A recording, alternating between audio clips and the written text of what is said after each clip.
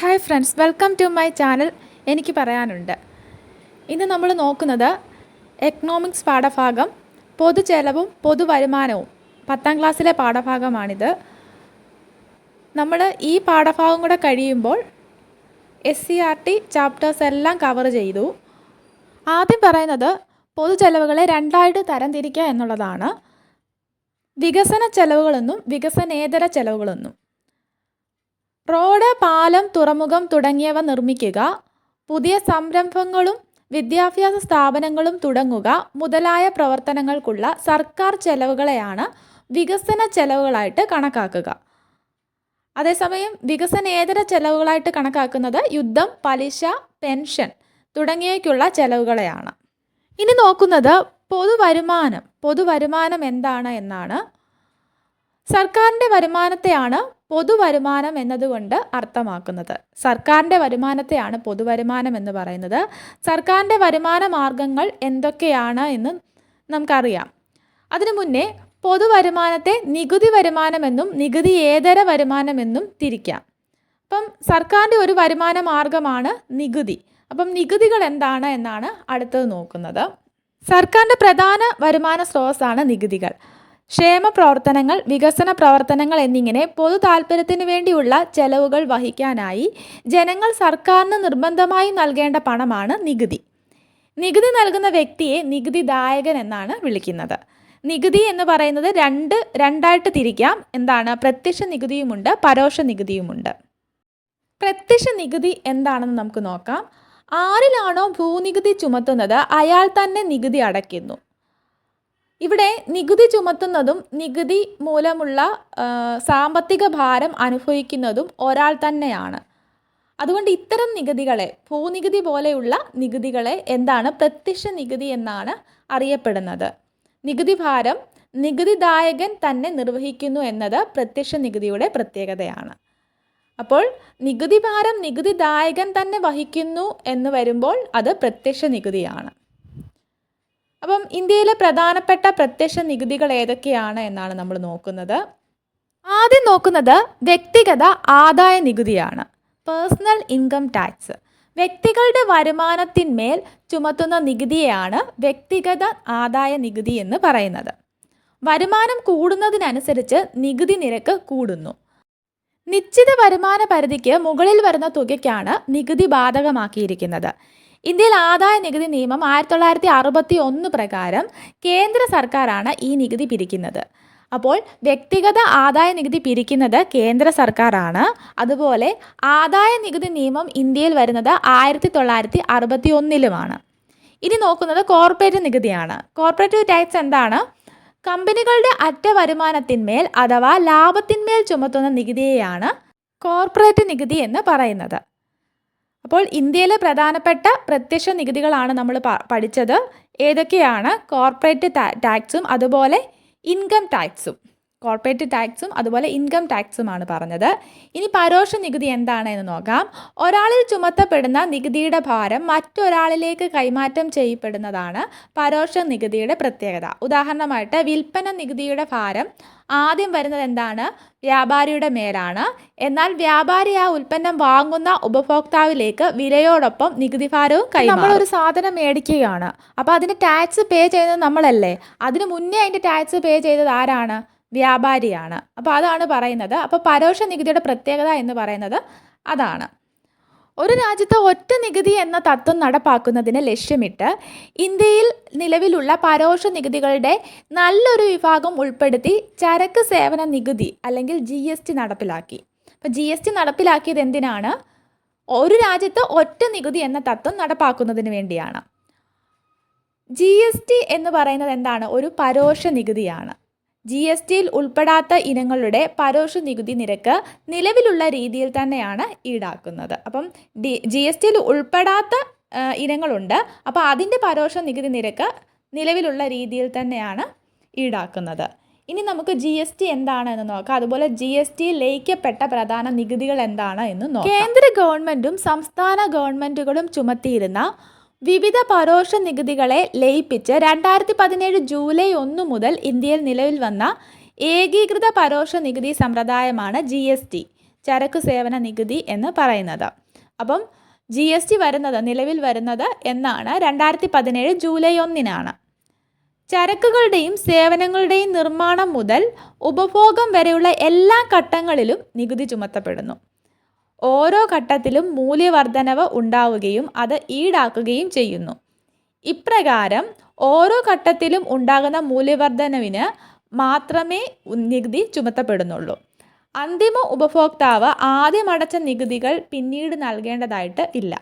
ഒരു സാമ്പത്തിക വർഷത്തിലെ മൊത്തം വിറ്റുവരവ് 20 ലക്ഷം രൂപയിൽ കൂടുതലാണെങ്കിൽ നിലവിലുള്ള നിയമം അനുസരിച്ച് വ്യാപാരികൾ നിർബന്ധമായും GSTയിൽ രജിസ്ട്രേഷൻ എടുക്കേണ്ടതാണ്. ഇനി GSTയിൽ ലയിപ്പിക്കപ്പെട്ട പ്രധാന നികുതികൾ ഏതൊക്കെയാണെന്ന് നോക്കാം. കേന്ദ്ര എക്സൈസ് ഡ്യൂട്ടി, സേവന നികുതി, കേന്ദ്ര വിൽപ്പന നികുതി, സംസ്ഥാന മൂല്യവർദ്ധിത നികുതി, ആഡംബര നികുതി, പരസ്യ നികുതി, പ്രവേശന നികുതി, വിനോദ നികുതി. ഇത്രയും നികുതികളാണ് GSTയിൽ ലയിപ്പിക്കപ്പെട്ട പ്രധാന നികുതികൾ. ഒന്നുകൂടെ പറയാം.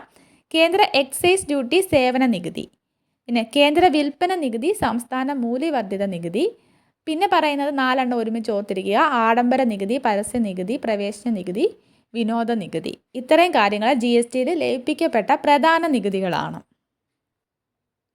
GST നിരക്കുകളാണ് ഇനി നോക്കുന്നത്. സംസ്കരിക്കാത്ത ഭക്ഷ്യവസ്തുക്കൾ ഉൾപ്പെടെ നിത്യ ഉപയോഗ സാധനങ്ങൾക്കും അതുപോലെ അവശ്യ സേവനങ്ങൾക്കും GST നൽകേണ്ടതായിട്ട് ഇല്ല. നിത്യ ഉപയോഗ സാധനങ്ങൾക്ക് അതുപോലെ അവശ്യ സാധനങ്ങൾക്ക്, സംസ്കരിക്കാത്ത ഭക്ഷ്യവസ്തുക്കൾക്ക് ഒക്കെ എന്താണ്? GST നൽകേണ്ടതായിട്ട് ഇല്ല. 5%, 12%, 18%, 28% എന്നിങ്ങനെ 4 സ്ലാബുകളിലായി നികുതി നിരക്കുകൾ GSTയിൽ ക്രമീകരിച്ചിട്ടുണ്ട്. അപ്പം GST എത്ര സ്ലാബുകളായിട്ടാണ്? 4 സ്ലാബുകളായിട്ടാണ് നികുതി നിരക്കുകൾ ക്രമീകരിച്ചിട്ടുള്ളത്. ഏതൊക്കെയാണ്? 5%, 12%, 18%, 28%. അപ്പോൾ GST എന്താണ് എന്ന് നമ്മൾ നോക്കി. ഇനി നോക്കുന്നത് GST സമിതി, GST കൗൺസിലിനെ പറ്റിയാണ്. കേന്ദ്ര ധനകാര്യ മന്ത്രി ചെയർമാനായ GST സമിതിയിൽ സംസ്ഥാന ചുമതലയുള്ള കേന്ദ്ര ധനകാര്യ സഹമന്ത്രിയും സംസ്ഥാനങ്ങളിലെ ധനകാര്യ മന്ത്രിമാരും അംഗങ്ങളാണ്. GST കൗൺസിലിലെ അംഗങ്ങൾ ആരൊക്കെയാണ് എന്നാണ് പറഞ്ഞിരിക്കുന്നത്. ഇതിൻ്റെ ചെയർമാൻ ആരാണ്? കേന്ദ്ര ധനകാര്യ മന്ത്രിയാണ്. അതുപോലെ ബാക്കി അംഗങ്ങൾ ആരൊക്കെയാണ്? സംസ്ഥാന ചുമതലയുള്ള കേന്ദ്ര ധനകാര്യ സഹമന്ത്രി, അതുപോലെ സംസ്ഥാനങ്ങളിലെ ധനകാര്യ മന്ത്രിമാർ. ഇനി GST കൗൺസിലിന്റെ ശുപാർശകളാണ് നോക്കുന്നത്. GST ലയിപ്പിക്കേണ്ട നികുതികൾ, സെസ്സുകൾ, സർചാർജുകൾ, അതുപോലെ GST പരിധിയിൽ വരുത്തേണ്ടതും ഒഴിവാക്കേണ്ടതുമായിട്ടുള്ള ചരക്കുകളും സേവനങ്ങളും, നികുതി നിരക്കുകൾ നിശ്ചയിക്കുക, അതുപോലെ ഒഴിവാക്കപ്പെട്ടിരിക്കുന്ന ചരക്കുകൾ, സേവനങ്ങൾ GSTയിൽ ഉൾപ്പെടുത്തേണ്ട സമയം, മൊത്തം വിറ്റുവരവിൻ്റെ അടിസ്ഥാനത്തിലുള്ള നികുതി ഒഴിവിൻ്റെ പരിധി നിശ്ചയിക്കൽ. ഇതൊക്കെ എന്താണ്? GST കൗൺസിലാണ് തീരുമാനിക്കുന്നത്. ഇനി നമുക്ക് നിലവിൽ GSTയുടെ പരിധിയിൽ പെടാത്ത ഇനങ്ങൾ ഏതൊക്കെയാണെന്ന് നോക്കാം. പെട്രോളിയം ഉൽപ്പന്നങ്ങളായിട്ടുള്ള എന്താണ്? ഡീസൽ, പെട്രോള്, പ്രകൃതിവാതകം, വിമാന ഇന്ധനം, അതുപോലെ വൈദ്യുതി, മനുഷ്യ ഉപഭോഗത്തിനുള്ള മദ്യം എന്നിവ GSTയിൽ നിന്നും ഒഴിവാക്കിയിട്ടുണ്ട്. അപ്പോൾ പെട്രോളിയം ഉൽപ്പന്നങ്ങൾ, അതുപോലെ വൈദ്യുതി, മനുഷ്യ ഉപഭോഗത്തിനുള്ള മദ്യം, ഇതൊക്കെ എന്താണ്? GSTയിൽ നിന്നും ഒഴിവാക്കിയിട്ടുള്ളവയാണ്. അപ്പോൾ ഇതിനൊക്കെ എന്താണ്? നിലവിലുള്ള നികുതി സംവിധാനം തന്നെയായിരിക്കും ഉണ്ടാവുക. ഇനി സർചാർജും അതുപോലെ സെസ്സും എന്താണ് എന്ന് നോക്കാം. നികുതിക്ക് മേൽ ചുമത്തുന്ന അധിക നികുതിയെയാണ് സർചാർജ് എന്ന് പറയുന്നത്. ഒരു നിശ്ചിത കാലത്തേക്കാണ് സർചാർജ് ചുമത്തുന്നത്. സാധാരണ വരുമാന നികുതിയുടെ നിശ്ചിത ശതമാനമാണ് സർചാർജായിട്ട് ഈടാക്കുന്നത്. സാധാരണ വരുമാന നികുതിയുടെ നിശ്ചിത ശതമാനമാണ് സർചാർജായിട്ട് ഈടാക്കുക. സർക്കാർ ചില പ്രത്യേക ആവശ്യങ്ങൾക്ക് വേണ്ടി ചുമത്തുന്ന അധിക നികുതിയെയാണ് സെസ് എന്ന് പറയുന്നത്. നികുതിക്ക് മേൽ ചുമത്തുന്ന അധിക നികുതി സർചാർജ് ആണെങ്കിൽ സർക്കാർ ചില പ്രത്യേക ആവശ്യങ്ങൾക്ക് വേണ്ടി ചുമത്തുന്ന അധിക നികുതിയാണ് സെസ്. ആവശ്യത്തിന് പണം ലഭിച്ചു കഴിഞ്ഞാൽ സെസ് നിർത്തലാക്കാം. അപ്പോൾ സർക്കാരിന് ആവശ്യത്തിനുള്ള പണം ലഭിച്ചു കഴിഞ്ഞാൽ സെസ് നിർത്തലാക്കും. വ്യക്തിഗത ആദായ നികുതിയോടൊപ്പം ചുമത്തുന്ന വിദ്യാഭ്യാസ സെസ് ഇതിന് ഉദാഹരണമാണ്. സർക്കാരിൻ്റെ നികുതി വരുമാനത്തെക്കുറിച്ചാണ് നമ്മൾ ചർച്ച ചെയ്തത്. ഇനി കേന്ദ്ര, സംസ്ഥാന, തദ്ദേശ സ്വയംഭരണ സർക്കാരുകൾ ചുമത്തുന്ന നികുതികളാണ് നോക്കുന്നത്. കേന്ദ്ര സർക്കാരിൻ്റെ നികുതികൾ ഏതൊക്കെയാണ്? കോർപ്പറേറ്റ് നികുതി, വ്യക്തിഗത ആദായ നികുതി, കേന്ദ്ര GST, സംയോജിത GST എന്നിവയാണ്. ഇനി സംസ്ഥാന സർക്കാരിൻ്റെയോ ഭൂനികുതി, സ്റ്റാമ്പ് ഡ്യൂട്ടി, സംസ്ഥാന GST എന്നിവയാണ്. ഇനി തദ്ദേശ സ്വയംഭരണ സർക്കാരിൻ്റെ ആണെങ്കിൽ വസ്തുനികുതി, തൊഴിൽ നികുതി എന്നിവയാണ്. അപ്പോൾ തദ്ദേശ സ്വയംഭരണ സർക്കാരിൻ്റെ നികുതികളാണ് വസ്തുനികുതിയും തൊഴിൽ നികുതിയും. അതുപോലെ ഭൂനികുതി എന്താണ്? സംസ്ഥാന സർക്കാരാണ്. അതുപോലെ സ്റ്റാമ്പ് ഡ്യൂട്ടി, സംസ്ഥാന GST ഒക്കെ സംസ്ഥാന സർക്കാർ ചുമത്തുന്നതാണ്. ഇനി കേന്ദ്ര സർക്കാർ ചുമത്തുന്ന നികുതികളാണ് കോർപ്പറേറ്റ് നികുതി, വ്യക്തിഗത ആദായ നികുതി, കേന്ദ്ര GST, സംയോജിത GST. സർക്കാരിന് വരുമാനം ലഭിക്കുന്നത് 2 തരത്തിലാണെന്ന് പറഞ്ഞു. നികുതികളിലൂടെയും അതുപോലെ നികുതിയേതര സ്രോതസ്സുകളിലൂടെയും. ഇനി നികുതിയേതര വരുമാന സ്രോതസ്സുകളാണ് നോക്കുന്നത്. നികുതിയേതര സ്രോതസ്സുകൾ എന്ന് പറയുന്നത് ഫീസ്, ഫൈനുകൾ, പെനാൽറ്റികൾ, ഗ്രാൻഡ് തുടങ്ങിയവയാണ്. ഇതിൽ ഫീസ് എന്ന് പറയുന്നത് എന്താണ്? സർക്കാർ സേവനങ്ങൾക്കുള്ള പ്രതിഫലമായി ഈടാക്കുന്ന തുകയാണ് fees. License fees, registration fees, tuition fees മുതലായ ഉദാഹരണങ്ങളാണ്. ഇനി ഫൈനുകൾ, പെനാൽറ്റികളൊക്കെയോ? നിയമം ലംഘിക്കുന്നതിന് നൽകുന്ന ശിക്ഷയാണ് ഫൈനുകളും പെനാൽറ്റികളും. ഇനി ഗ്രാൻഡ് എന്നത് എന്താണ്? ഒരു പ്രത്യേക ലക്ഷ്യം നിറവേറ്റുന്നതിനായി സർക്കാരോ സ്ഥാപനങ്ങളോ നൽകുന്ന സാമ്പത്തിക സഹായത്തെയാണ് ഗ്രാൻഡുകൾ എന്ന് പറയുന്നത്. ഉദാഹരണം പറയുവാണെങ്കിൽ കേന്ദ്ര സംസ്ഥാന സർക്കാരുകൾ തദ്ദേശ സ്വയംഭരണ സർക്കാരുകൾക്ക് ഗ്രാൻഡുകൾ നൽകുന്നുണ്ട്. അടുത്തത് പലിശയാണ്. സർക്കാർ വിവിധ സംരംഭങ്ങൾക്കും ഏജൻസികൾക്കും രാജ്യങ്ങൾക്കും നൽകുന്ന വായ്പകൾക്ക് പലിശ ലഭിക്കുന്നു. സംരംഭങ്ങൾക്ക്, ഏജൻസികൾക്ക്, രാജ്യങ്ങൾക്ക് ഒക്കെ നൽകുന്ന വായ്പകൾക്ക് പലിശ ലഭിക്കുന്നു. അതുപോലെ ലാഭം എങ്ങനെയാണ്? സർക്കാർ നടത്തുന്ന സംരംഭങ്ങളിൽ നിന്നുള്ള അറ്റ വരുമാനമാണ് ലാഭം എന്ന് പറയുന്നത്. ഉദാഹരണത്തിന് ഇന്ത്യൻ റെയിൽവേയിൽ നിന്നുള്ള ലാഭം. അപ്പം ഇത് നികുതി ഇതര വരുമാന സ്രോതസ്സുകളാണ്. ഏതൊക്കെയാണ് പറഞ്ഞത്? ലാഭം, പലിശ, ഗ്രാൻഡ്, ഫൈനുകൾ, പെനാൽറ്റികൾ, ഫീസ്. ഇനി പൊതുവരുമാനം ആവശ്യത്തിന് തികയാതെ വരുമ്പോൾ സർക്കാരുകൾ എന്താണ്? കടം വാങ്ങാറുണ്ട്. അപ്പം അതിനെ പൊതുകടം എന്നാണ് പറയുന്നത്. സർക്കാർ വാങ്ങുന്ന വായ്പകളാണ് പൊതുകടം. രാജ്യത്തിനകത്തു നിന്നും പുറത്തു നിന്നും വായ്പകൾ വാങ്ങാറുണ്ട്. ഇത് യഥാക്രമം ആഭ്യന്തര കടം, വിദേശ കടം എന്നിങ്ങനെ അറിയപ്പെടുന്നു. രാജ്യത്തിന് അകത്തുനിന്നും പുറത്തുനിന്നും, അകത്തുനിന്ന് വാങ്ങുന്നത് ആഭ്യന്തര കടം, അതുപോലെ പുറത്തുനിന്നുള്ളത് വിദേശ കടം എന്നിങ്ങനെ അറിയപ്പെടുന്നു. ഇന്ത്യയിൽ പൊതുകടം വർദ്ധിക്കുന്നതിനുള്ള കാരണങ്ങളാണ് ഇനി നോക്കുന്നത്. പ്രതിരോധ രംഗത്തെ വർദ്ധിച്ച ചെലവ്, അതുപോലെ ജനസംഖ്യാ വർധനവ്, സാമൂഹ്യക്ഷേമ പ്രവർത്തനങ്ങൾ, വികസന പ്രവർത്തനങ്ങൾ, ഇതൊക്കെ പൊതുകടം വർദ്ധിക്കുന്നതിനുള്ള കാരണങ്ങളാണ്. ഇനി പൊതുധനകാര്യം എന്താണെന്ന് നോക്കാം. പൊതുവരുമാനം, പൊതുചെലവ്, പൊതുകടം എന്നിവയെക്കുറിച്ച് പ്രതിപാദിക്കുന്ന സാമ്പത്തിക ശാസ്ത്ര ശാഖയാണ് പൊതുധനകാര്യം. പൊതുധനകാര്യ സംബന്ധമായിട്ടുള്ള കാര്യങ്ങൾ ബജറ്റിലൂടെയാണ് പ്രതിപാദിക്കുന്നത്. ഇനി ബജറ്റ് എന്താണ് എന്ന് നോക്കാം. ഒരു സാമ്പത്തിക വർഷത്തിൽ സർക്കാർ പ്രതീക്ഷിക്കുന്ന വരവും ചെലവും വിശദമാക്കുന്ന ധനകാര്യ രേഖയാണ് ബജറ്റ് എന്ന് പറയുന്നത്. അപ്പോൾ വരവും ചെലവും വിശദമാക്കുന്ന ധനകാര്യ രേഖയാണ് ബജറ്റ് എന്ന് പറയുന്നത്.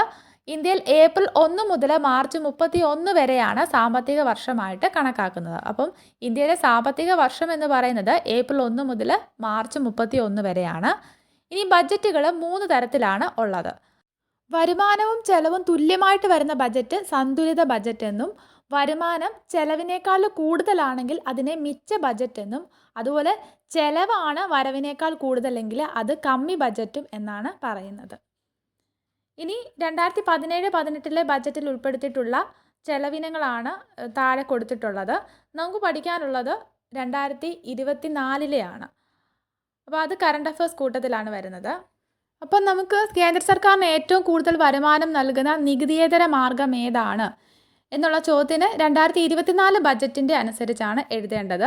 അതുപോലെ കേന്ദ്ര ബഡ്ജറ്റ് അനുസരിച്ച് GST ഇനത്തിൽ ലഭ്യമായിട്ടുള്ള നികുതി എത്ര, നികുതി വരുമാനമാണോ നികുതി ഇതര വരുമാനമാണോ, കേന്ദ്ര സർക്കാരിന് കൂടുതൽ വരുമാനം നൽകുന്ന സ്രോതസ്സ് എന്നൊക്കെയുള്ളത് എഴുതണം. ഇനി ധനനയം അല്ലെങ്കിൽ ഫിസ്ക്കൽ പോളിസിയാണ്. പൊതുവരുമാനം, പൊതുചെലവ്, പൊതുകടം എന്നിവയെ സംബന്ധിച്ച സർക്കാർ നയമാണ് ധനനയം എന്ന് പറയുന്നത്. ഫിസ്ക്കൽ പോളിസി എന്ന് വെച്ചാൽ പൊതുവരുമാനം, പൊതുചെലവ്, പൊതുകടം എന്നിവയെ സംബന്ധിച്ച സർക്കാർ നയമാണ് ഫിസ്ക്കൽ പോളിസി അല്ലെങ്കിൽ ധനനയം. ഈ നയം നടപ്പിലാക്കുന്നത് ബജറ്റിൽ കൂടിയാണ്. ധനനയം രാജ്യപുരോഗതിയെ സ്വാധീനിക്കുന്നു. വികസന പ്രവർത്തനങ്ങൾ പരിപോഷിപ്പിക്കാനും വളർച്ച കൈവരിക്കാനും നല്ല ധനനയം വഴി സാധ്യമാക്കുന്നു. ധനനയത്തിൻ്റെ ചില ലക്ഷ്യങ്ങളാണ് ഇനി നമ്മൾ നോക്കുന്നത്. സാമ്പത്തിക സ്ഥിരത കൈവരിക്കുക, അതുപോലെ തൊഴിലവസരങ്ങൾ സൃഷ്ടിക്കുക, അനാവശ്യ ചെലവുകൾ നിയന്ത്രിക്കുക എന്നുള്ളതൊക്കെ ധനനയത്തിൽ പെടുന്നതാണ്. ധനനയം സാമ്പത്തിക ഭദ്രതയെ ബാധിക്കുന്ന വിലക്കയറ്റത്തെയും അതുപോലെ വില ചുരുക്കത്തെയും നിയന്ത്രിക്കുന്നത് എപ്രകാരമാണ് എന്നാണ് ഇനി നമ്മൾ നോക്കുന്നത്. വിലക്കയറ്റ സമയത്ത് നികുതി വർദ്ധിപ്പിക്കുന്നു. ഇതിൻ്റെ ഫലമായിട്ട് ജനങ്ങളുടെ വാങ്ങൽ ശേഷി കുറയുന്നു. വിലക്കയറ്റം ഉണ്ടാകുമ്പോൾ എന്ത് ചെയ്യുന്നു? നികുതി വർദ്ധിപ്പിക്കും. അന്നേരം എന്താണ്? ജനങ്ങളുടെ വാങ്ങൽ ശേഷി കുറയുന്നു. ഉദാഹരണത്തിന് നികുതി 10% ആയിരുന്നത് 20% ഉയർത്തിക്കഴിഞ്ഞാൽ അപ്പോൾ 100 രൂപയ്ക്ക് 20 രൂപ നികുതി നൽകണം. ബാക്കി 80 രൂപയെ ഉപഭോഗത്തിന് വിനിയോഗിക്കാൻ പറ്റത്തുള്ളൂ. അപ്പോൾ അതായത് 90 രൂപയ്ക്ക് സാധനങ്ങൾ വാങ്ങിയിരുന്ന ഒരാൾ 80 രൂപയ്ക്ക് മാത്രമേ ഇപ്പോൾ സാധനങ്ങൾ വാങ്ങാനായിട്ട് സാധിക്കുകയുള്ളൂ. അപ്പോൾ സാധനങ്ങൾ വിപണിയിൽ വിൽക്കപ്പെടാതെ വരുമ്പോൾ വില കുറഞ്ഞ് പഴയ അവസ്ഥയിലേക്ക് എത്തിച്ചേരും. അതുപോലെ വിലച്ചുരുക്ക സമയത്ത് എന്താണ്? നികുതി കുറയ്ക്കും. വിലച്ചുരുക്ക സമയത്ത് നികുതി കുറയ്ക്കുകയാണ് ചെയ്യുന്നത്. ഇത് ജനങ്ങളുടെ വാങ്ങൽ ശേഷി ഉയർത്തുന്നു. ഇതിൻ്റെ ഫലമായിട്ട് വിപണിയിൽ ഉൽപ്പന്നങ്ങളുടെ ആവശ്യം വർദ്ധിക്കും. അങ്ങനെ സാധനങ്ങളുടെ വില ഉയരാനായിട്ട് കാരണമാവുന്നു. ധനനയത്തിൻ്റെ ശരിയായ പ്രയോഗമാണ് ഇത്തരം സാഹചര്യങ്ങളെ നേരിടാൻ വേണ്ടി സർക്കാരിനെ സഹായിക്കുന്നത്. വീഡിയോ ഉപകാരപ്പെട്ടെങ്കിൽ ലൈക്ക് ചെയ്യുക, ഷെയർ ചെയ്യുക. താങ്ക്സ്.